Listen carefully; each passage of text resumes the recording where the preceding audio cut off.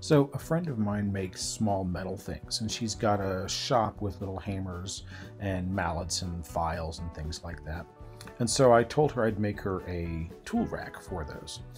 What you saw there was the design my wife and I actually came up with for a creative way to hold mallets of different sizes. I found when I put small holes in there, then the big mallets wouldn't fit, and when I put big holes, then the small mallets would fall through it. So we made a curve that is narrower on one side and wider on the other, so that different size mallets would fit in.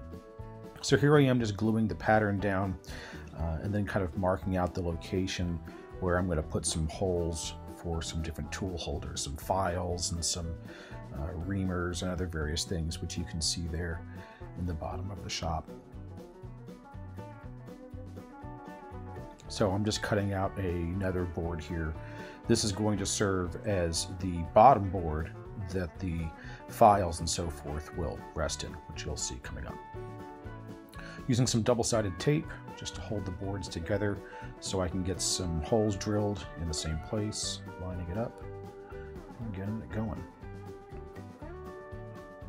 So I'm just using I think this was a 1-inch Forstner bit that I used on this one, just to make some holes. It goes all the way through the top one and then about halfway through the bottom one. And that'll make a little rest for the files and things to sit in. To cut this curve out, I thought about using a bandsaw and then gluing it back together, but I liked the idea of not having any seams, and I'm always looking for an excuse to use my, my new scroll saw, so I whipped it out here. And here we are finishing up the kind of this river shape that we created.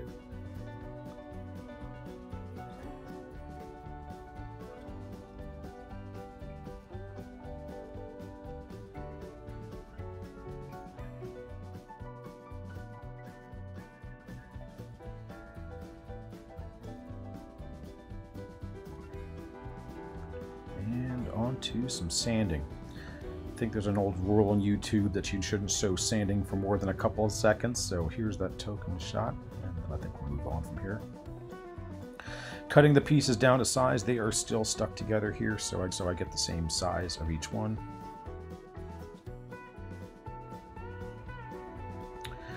And then tracing the curve from the top piece down to the bottom one, so I can cut along that and just kind of make for some visual interest and also some consistency. So there you can see the tool rests that the files are going to sit in. And again, just kind of lining things out, figuring out where they're going to go. I am going to be using dowels to attach all of this, so I'm just kind of marking out where all the dowels are going to go, so they're all perfectly lined up and looking pretty good. Rounding the edges over, I tend to round a lot of things over, and on this one with as many curves, I didn't want to do a chamfer. The round over just seemed kind of more appropriate, so. And all the openings as well.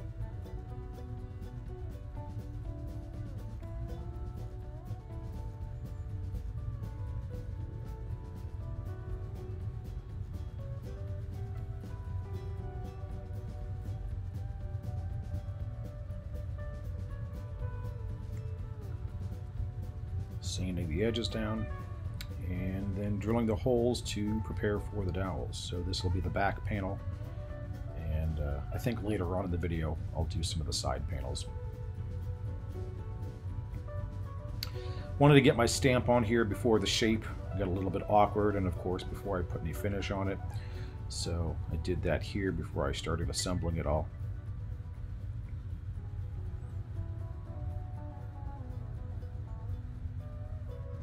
Sanding down the burn marks, so all we're left is just the design itself,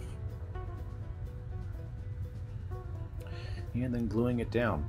I did this method of manufacture, or I did this method of assembly before. Last time I tried to drill the hole in both pieces for the dowel at once, and that didn't work out. I got misaligned, and while I got it together, it just didn't look all that good. So this time my thought was to glue all the stuff together, knowing it wouldn't be super strong yet, and then come back once it's more stable, and then drill the hole into the end grain or the face grain to accept the dowels. And that seemed to work a whole lot better for me this time. So That's what I went with. Worked out pretty well.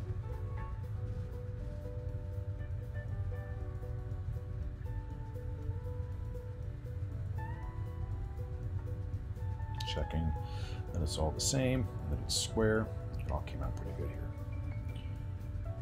And this was a little bit awkward because I didn't have enough material to make 2 full width pieces here. So I just kind of figured out where the rough shapes were going to be, and then cut an arc in between each one of them.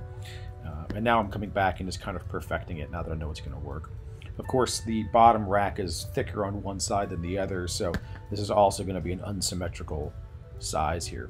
So I think I went about 1/8 of an inch above each one, and here I am just kind of marking out where my limits are going to be. And then I'll unclamp them and work out a design. So again, a little bit of layout. And then, you know, curves always are tricky for me, so what I had the idea was to take the cutoff, which is the same curve as I have elsewhere on the project, and use that as, I don't know, sound kind of like a French curve to come up with a curve that you would see visually somewhere else in the project. And I think it came out pretty well. Again, using my scroll saw. The blade on my bandsaw is kind of dull, and it's a little bit bigger, so it doesn't get super fine curves very well. And again, I'm always looking for an excuse to use this tool. It's currently my favorite tool here. So giving you a little bit of a round over.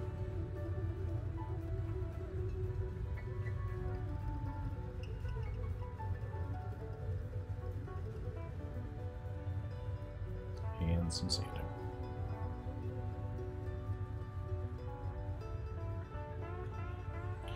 And here I am. Now I'm drilling the holes for the dowels. My camera is falling off of its mount. But anyway, back to drilling the holes for the dowels. Again, these things are all going to be evenly laid out.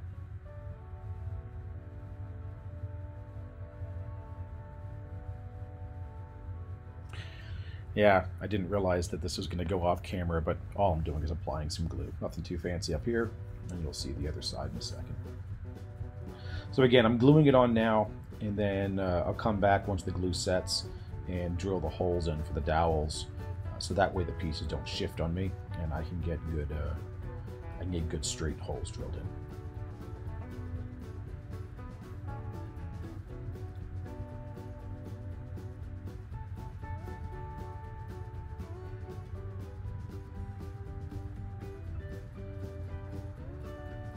So here we are, just drilling the dowel holes. I've got the tape on there for a depth stop, of course.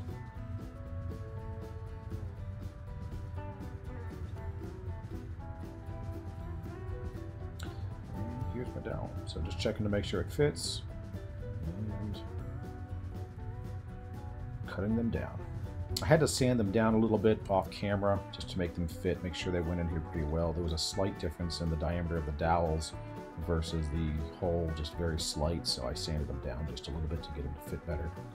Applying some glue, getting them in there, and because the shape was kind of awkward, it was hard to pound them in with a mallet, but I found that if I used my clamps, specifically my stronger ones here, I could basically force or persuade the dowels in. It worked really, really well. I just basically kept cranking on the screws until the dowel quit going in, so it worked out pretty well. Didn't have to risk marring or holding this thing at an awkward angle. I don't know if it's the right way, but it's the old saying, if it's stupid but it works, it's not stupid. So I think here in a second you'll see it working. I had to kind of shift them around a little bit. It seemed like one end gave a little bit better pulling tension than the other, but you can see the dowels going in there and squeezing the glue out. So I just went around and gave them all a good squeezing, and worked out pretty well. Now I'm just doing the ones on the back, and this one I couldn't use my clamp trick, so after cutting the dowels to length and then sanding them down, and this one I did just wind up using the mallet, but this shape was a little bit easier for me to get at, I felt at least. And of course my phone is sitting right on the table, so it's vibrating. But it all worked out. Here we are, just cutting off the dowels. Thought I would do it this way instead of my flush trim saw. It seems like whenever I do the flush trim saw, I get off a little bit and I wind up marring the surface. This worked out pretty well. Just hitting it with the sander to sand those things flat. Flush, I guess. Trying not to sand over my maker's mark there. I don't want to make that fading. And then I'm just using some boiled linseed oil. The hardest part was honestly just getting it in the middle. So I just kind of poured a bunch in there and tossed it around until it got everywhere it needed to be, especially the bottom little tool rests. I've made one other rack for my friend out of the same material. This is Alder, and the other one I used boiled linseed oil on, and she really liked that. So I just did the same finish on this one as I did on that one. Also, it's a super simple finish, so if and when she needs to refinish it, she can. I think she also liked the idea of something that would, you know, get some dents and dings as she uses it and get a little bit of that rustic charm look going on. So, just put on 2, I think, maybe 3 coats of boiled linseed oil until the wood had pretty well taken everything it wanted to take. And here we are just kind of demonstrating the idea. So, in the holes in the back, of course, is just where the... Oh, I'm sorry, I did the mallets first. So you can see that mallet would have fallen through the hole on the right side where it's a lot bigger, but on the left side, it stands up pretty well. So I designed the width of this kind of river look to suit the different mallets that she had. So obviously, like, that one won't fit all the way to the left, but this one's got a really big, I don't know what you call that, bottom to the handle. So it needs to have different size considerations. And then, of course, the files and reamers and shapers and whatnot all go in the back. So this is a fun project. Hopefully you enjoyed watching it. Thanks for sticking around to the end if you made it this far. If you did like it, I would appreciate a like and a subscribe. Always, I guess, helps this little channel out. Thanks for watching, guys. Take care.